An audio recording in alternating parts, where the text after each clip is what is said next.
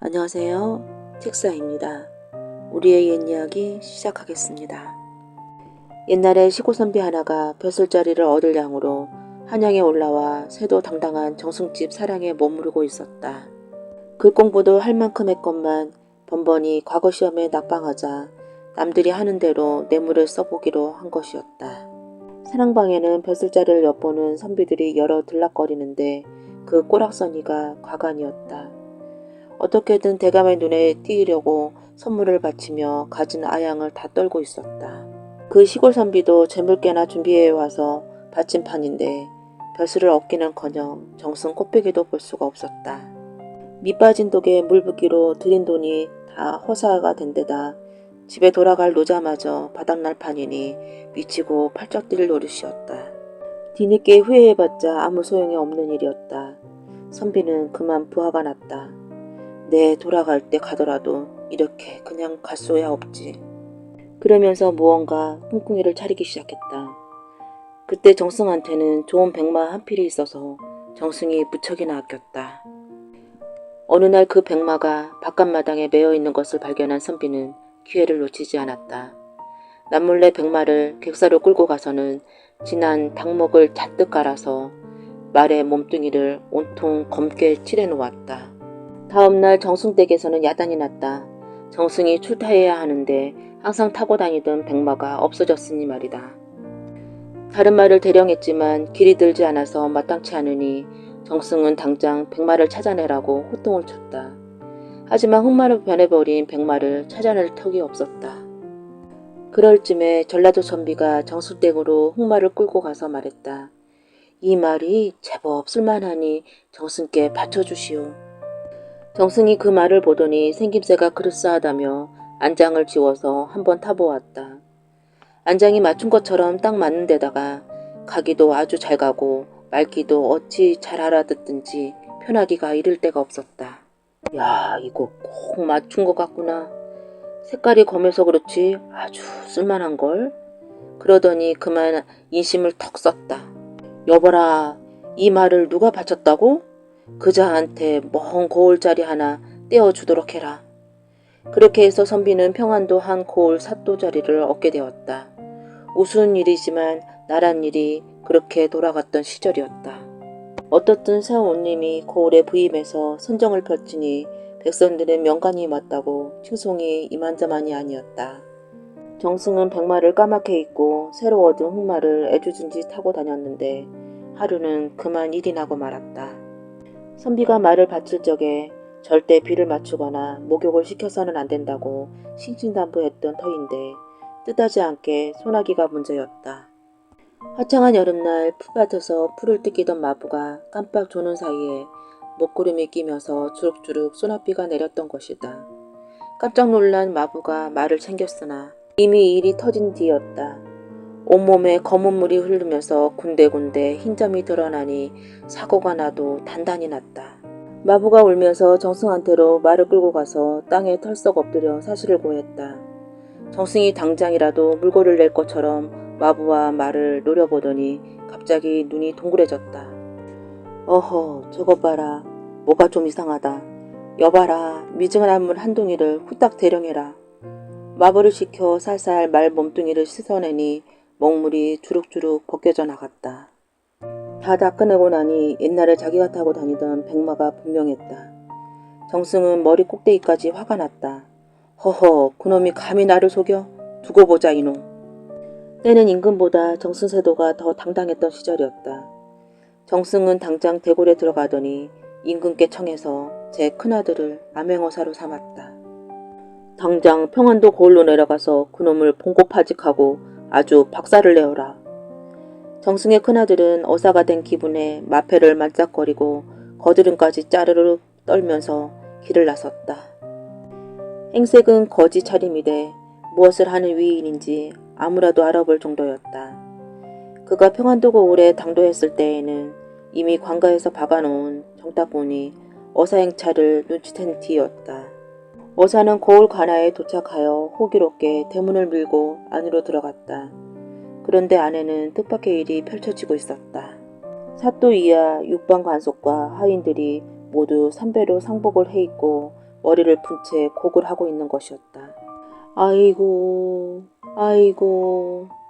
어안이 벙벙해진 어사가 한 관속을 붙들고 물으니 대답이 뜻밖이었다. 말 마소. 방금 전에 한양 정승께서 급사하셨다는 연락이 이르니 사또께서 은인이 돌아가셨다면서 저리 습히 곡을 하고 계신다오. 얘기를 듣다 보니 자기 아버지가 돌아가셨다는 말이었다. 집에 도착하자마자 통곡을 하면서 대문을 밀고 뛰어들어왔다. 아이고 아버지, 어찌 이렇게 가셨단 말씀입니까? 그러자 정승이 방문을 훌쩍 열어 젖히면서 눈을 부라렸다. 이놈아, 죽기는 누가 죽어. 저런 머저리 같은 놈하고는. 그 다음은 둘째 아들 차례였다. 정승은 둘째 아들에게 암행어사를 시켜 평안도 고을로 떠나보냈다. 하지만 그 또한 본색을 감추지 못하기는 마찬가지였다. 보찜이 어설픈 데다가 팔자걸음이 어찌나 느린지 그렇게 장사하다가는 굶어 죽기가 딱 알맞았다. 명색이 어찌나 여자를 밝히던지 젊은 여인네만 보면 발을 멈추고 해죽거리며 침을 흘렸다. 어사가 평안도 고을에 접어들어 관가를 향해 가는데 평생 처음 걸어본 먼 길에 발이 다 부르터서 걸음이 걸어지질 않았다.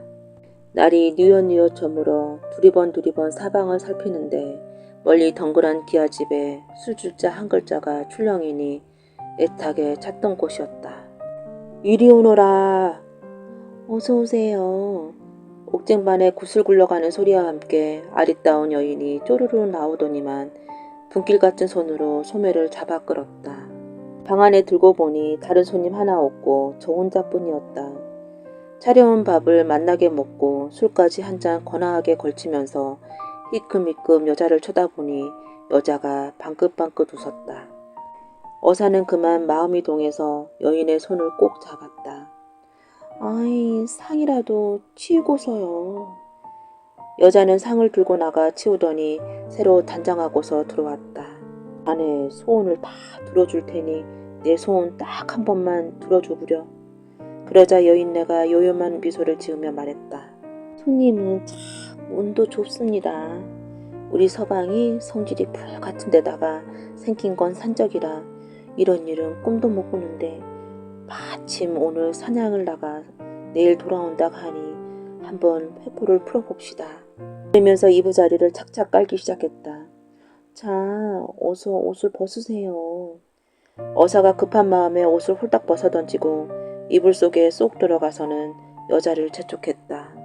자, 어서 이리 들어오너라. 그때 갑자기 누가 대문을 쾅쾅 두드리면서 문을 따라고 호령을 했다.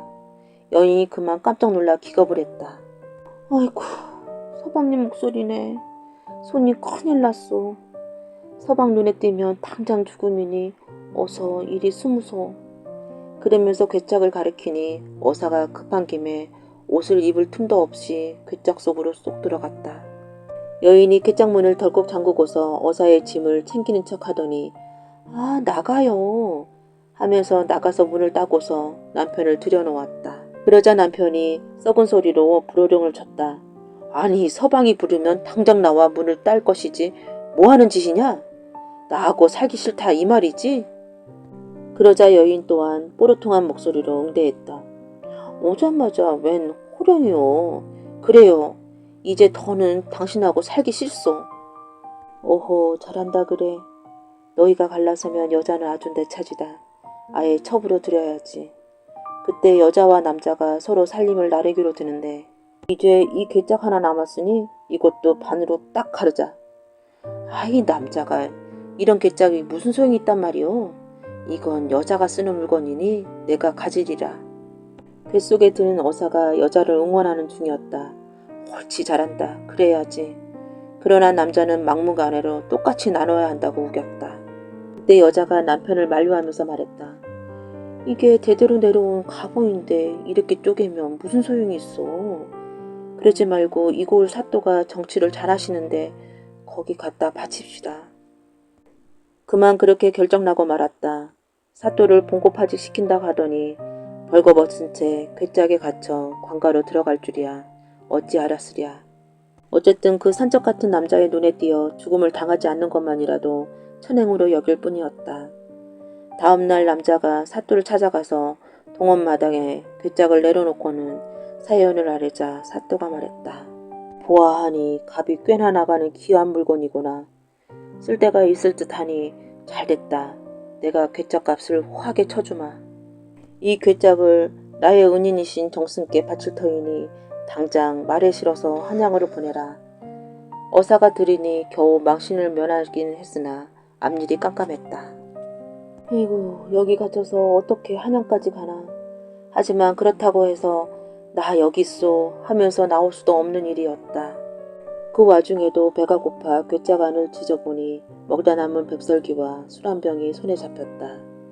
떡 한 점에 술 한 모금을 찔끔거리는데 그놈의 술이 시기는 또 어찌나 신지 몰랐다. 괴짝이 정승댁에 도착하니 정승이 의아하며 말했다. 그놈이 손문을 보내왔소? 이건 또 무슨 일이람? 보아하니 여자가 쓰는 물건인지라 집안 아랫녀들을 다 모아놓고는 뭐가 들었는지 보려고 괴짝을 열었다. 그랬더니 그만 술에 취해 얼굴이 벌개진 둘째 아들 놈이 벌거벗은 채로 질질 짜면서 아버지, 세상에 당해도 그렇게 당할 수 없는 일이었다. 그렇게 해서 그 시골 선비는 온입 노릇을 평생 온 없이 하고서는 잘 먹고 잘 살다가 죽었다고 한다. 방 안에서 잠시 자신의 신수를 점쳐보던 홍계가는 얼굴빛이 어두워졌다. 어허, 이런 참 억울한 일이. 한숨을 쉬던 홍계가는 또 한 번 신중하게 점을 쳤다. 옳거니 나를 살려줄 사람은 황시성을 가진 사람이구나. 홍계가는 사람의 앞날을 예측한 신통한 능력으로 중종 사람들의 화를 면하게 해주어 그의 이름이 널리 알려져 있었다.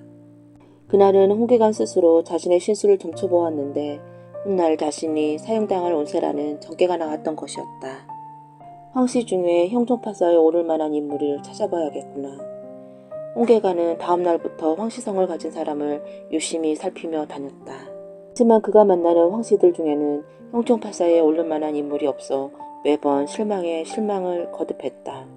그러던 어느 날 황희정승에게 아들이 여럿 있다는 소식을 듣게 되었다. 홍계관은 그 길로 황정수 댁에 찾아갔다. 홍계관은 황정승을 찾아뵙고 아드님들의 신수를 봐주겠노라고 공손하게 아뢰었다. 황계관의 명성을 익히 들어 알고 있던 황정승은 곧 아들들을 불러 모았다. 황정승의 큰아들로부터 차례로 신수를 살피던 홍계관은 셋째 아들 황수신을 보고서야 저기 안도의 한숨을 쉬었다. 홍계관은 황수신 앞에 무릎 꿇고 앉아 절을 하며 말했다. 도련님께서는 앞으로 형조판사의 자리에 오르게 되실 것이옵니다. 그런데 그때 분명 소신이 사형당할 처지에 놓여 도련님 앞에 나타날 것입니다. 하오니 지금 이 자리에서 저를 살려주시겠다는 각서 한 장만 써주십시오. 황수신과 다른 형제들은 홍계관의 엉뚱한 말에 한바탕 웃음을 터뜨렸다. 자네가 이 나라에 제일 가는 명복이라 들었거늘 그것이 헛소린가 보이. 우리는 학문이 들하여 아버지께서 과거를 보지 말라 하였으니 우리들 중 누가 벼슬을 한단 말인가. 아닙니다. 분명 벼슬길에 나가실 것이옵니다. 하오니 소신의 청을 거절하지 말아 주십시오. 홍계관은 형제들의 비웃음에도 아랑곳하지 않고 각서를 쫓을 것을 청하였다. 그러나 황수신은 그런 일이 없을 거라며 홍계관의 말을 들어주려 하지 않았다. 보다 못한 황정승이 아들을 꾸짖었다. 홍계관의 점이 맞고 틀리고가 중요한 것이 아니다. 다만 자신의 목숨을 놓고 그리 간청하는데 너는 어찌하여 그렇게 냉정하게 대한단 말이냐. 그것이 선비의 도리단 말이냐. 이리하여 홍계관은 황정승의 도움으로 황수신에게 각서 한 장을 받았다. 그로부터 몇 년의 세월이 흐른 후 홍계관의 소문은 대골까지 알려졌고 마침내 세조의 귀에까지 들어갔다. 세조는 원래 미신을 믿지 않을 뿐더러 무당이나 점쟁이를 흑색무인하는 자들이라 하여 경계하였다. 그런 세조에게 홍계관의 존재가 달가울 리가 없었다. 세조는 마침내 홍계관을 잡아들이라는 명을 내렸다. 임금 앞에 끌려온 홍계관은 무릎을 꿇고 엎드렸다. 그래, 내가 점을 잘 친다는 홍계관이냐? 세조가 근엄하게 물었다. 소인의 점이 잘 맞는지는 모르겠사오나 이름이 홍계가 아닌 것은 맞사옵니다. 홍계가는 조심스럽게 대답했다. 세조는 내관들에게 미리 준비해둔 헝겊주머니를 가져와 홍계관 앞에 내놓으라고 명했다. 그렇다면 이 주머니에 무엇이 몇 개나 들어있는지 맞춰보아라. 홍계관은 잠시 중얼거리더니 아뢰었다. 집안 구석구석을 기어다니며 때때로 도둑질을 하고 목숨을 보존하기 위해 구멍을 찾아다니는 것으로 보아 쥐가 분명합니다. 그리고 그 수는 셋이옵니다. 홍계관이 쥐라는 것을 맞추자 세조는 내심 놀랐으나 그 수가 틀리자 홍계관을 다그쳤다. 분명 이 속에 쥐가 3마리 있단 말이냐. 만일 틀릴 경우 내 목숨이 온좋지 못할 것이니라. 소인의 말이 맞지 않는다면 전하께 거짓을 아뢰는 죄로 어찌 목숨이 아깝다 하겠사옵니까. 홍계관이 자신있게 말하자 세조는 내관에게 헝겊주머니를 열게 했다. 그러나 주머니 속에는 쥐가 1마리밖에 들어있지 않았다. 이런 사악한 놈 같으니 내 놈이 무슨 명복이라고 백성들을 현혹시키고 과인을 속인단 말이냐. 당장 능지처참하여도 시원치 않을 놈이로다. 세조는 홍계관을 즉시 형조에 넘겨 차명에 처하라고 명했다. 홍계관은 졸지에 죽은 목숨이 되었다. 옥에 갇힌 홍계관은 조용히 자신의 앞날을 점쳐보더니 안도의 한숨을 쉬며 빙그레 미소를 지었다. 이윽고 형조판서가 홍계관을 문초하기 위해 왔다. 홍계관은 주머니 속에 고이 간직해온 각서 한 장을 꺼냈다. 나리, 전날 약조를 기억하시겠는지요. 형조판서는 느닷없이 각서에 의아해했으나 곧 그것이 지난날 자신이 홍계관에게 써준 것임을 기억하고는 놀라지 않을 수 없었다. 홍계관을 문초하러 온 홍조판서는 다름 아닌 황수신이었다. 허허 놀랐구려. 까마득히 잊고 있었거늘 과연 명복은 명복이구려. 황수신은 그 길로 세조를 아련하고 지난날의 일을 아뢰었다. 허허 과연 놀랍기는 하오만 오늘은 분명 황계관의 전께가 틀리지 않았소. 전하, 혹 지가 암컷일지 모르니 뱃속을 확인하여 보옵소서. 황수신의 말에 세조 또한 일리가 있다고 여겨 내관에게 배의 쥐를 갈라보라고 명했다. 그랬더니 과연 쥐의 뱃속에는 2마리의 새끼가 들어있었다. 세조는 홍계관의 전께에 감탄하여 그를 즉시 방면하였고 자신의 과오를 막아준 황수신을 신임하여 더 높은 벼슬을 제수했다. 이렇듯 홍계관의 전께는 정확하기로 유명하였으나 틀리는 전께가 있었으니 그것은 바로 사람의 수명이었다. 하루는 상친상 정승이 홍계관을 찾아와 물었다. 지난날 자네가 내 수명을 말해주기를 모년 모월이라 하지 않았는가. 헌데 그날이 한참 지나도록 이렇게 멀쩡하게 살아있으니 자네 점이 틀리지 않았는가. 나리, 인명이라는 것은 자신이 하기에 따라 달라질 수 있다는 것이옵니다. 홍, 나리께서 덕을 베푸신 일이 없으신지요. 홍계관이 웃으며 말했다. 글쎄, 내가 무슨 덕을... 지난날 길을 가다 순금으로 만들어진 금잔을 주어서 주인을 찾아준 적이 있었지. 그 주인 말이 자신은 대전 수락관 별감인데 자식이 혼사에 있어 업에 한 쌍을 벌레 갖다 쓰고는 돌려놓으려고 가던 중에 잃어버려 노심초사하고 있었던 중이라 하면서 나에게 생명의 은인이라고 감사하다고 한 적이 있었지. 나리, 다른 사람의 목숨을 살리신 일이니 그 정도면 충분히 수명을 연장하고도 남음이 있습니다. 실제로 그가 언제 어떻게 죽었는지 확실한 사료의 기록은 현재까지 없어서 확실치 않지만 그의 전복술만은 탁월해 그의 신이한 점술의 혜택을 본 사람들이 많은 것이 사료들에 실제로 적혀있는 걸 보면 그건 거짓말이 아닌 것 같다고들 합니다. 박명호는 자신도 모르게 절로 한숨이 나왔다. 허참, 이를 어쩐다. 그렇게 호언장담을 했는데 전하께 뭐라 아뢰어야 한단 말인가.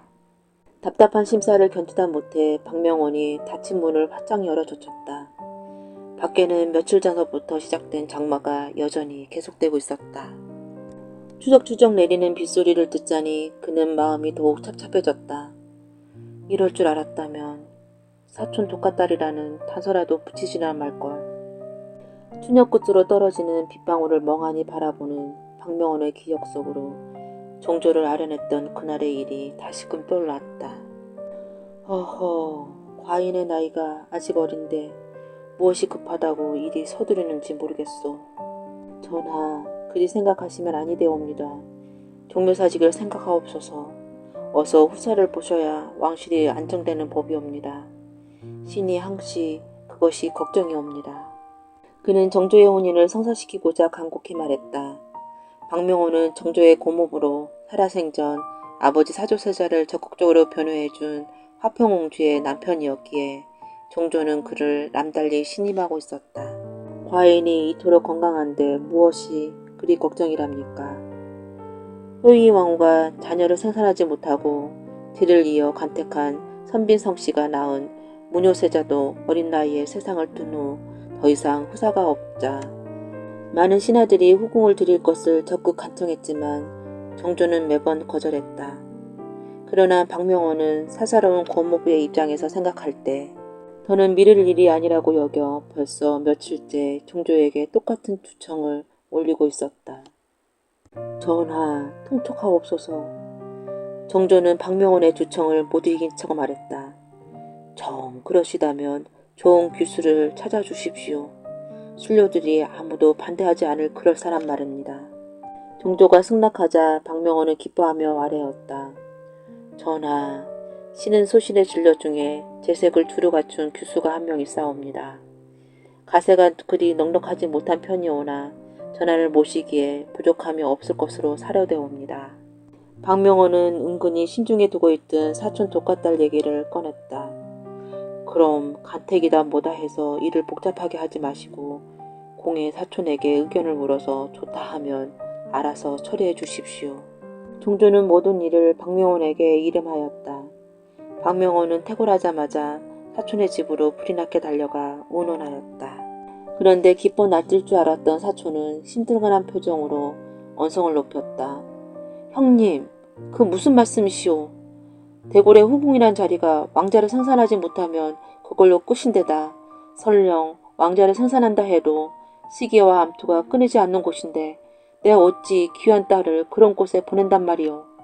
이보시게 이 일이 성사되면 가문의 영광이 아닌가. 박명원이 의아해하며 말했다. 허허, 이를 어쩐다. 친척이라 말을 해놓았는데 이제 와서 다른 집 규수를 고를 수도 없고. 박명호는 방문을 닫고 다시 자리에 누웠다. 그러나 아무리 생각해도 뾰족한 방도가 떠오르지 않았다. 박명원이 끙끙거리며 골머리를 앓고 있는데 밖에서 하인의 목소리가 들렸다. 나리, 박생호님 오셨습니다. 박명호는 자리에 일어나 앉았다. 아니 대감 어디 편찮으시오. 박생원이 박명원의 낯빛을 보더니 놀라 물었다. 아닙니다. 헌데 이 장마에 한양까지 어인이십니까? 실은 이번 장마로 집이고 뭐고 다 홍수에 떠내려가고 말았네. 그래서 무작정 오긴 했는데 당장 거처할 곳도 없어 이렇게 염치불구하고 찾아왔네 그려. 다른 일은 몰라도 대감께서는 우리를 무정하게 내치지 않을 것 같아서. 박생원의 눈가에 희미하게 눈물이 고였다. 그럼 식소들은 지금 어디에 있습니까? 우선 남문구처에서 기다리라고 했네. 이제 곧 어두워질 텐데 다 큰 딸 자식을 그런 곳에 두고 와서 영 마음이 놓이질 않는군. 딸이라고요? 박명원의 귀가 번쩍 튀었다. 딸아이가 올해 몇입니까?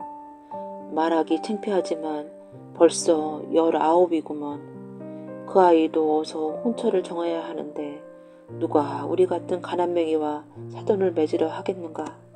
박생원의 말에 박명호는 마음이 급해졌다. 여봐라, 당장 박생호님을 모시고 가서 식소들을 모셔오도록 해라.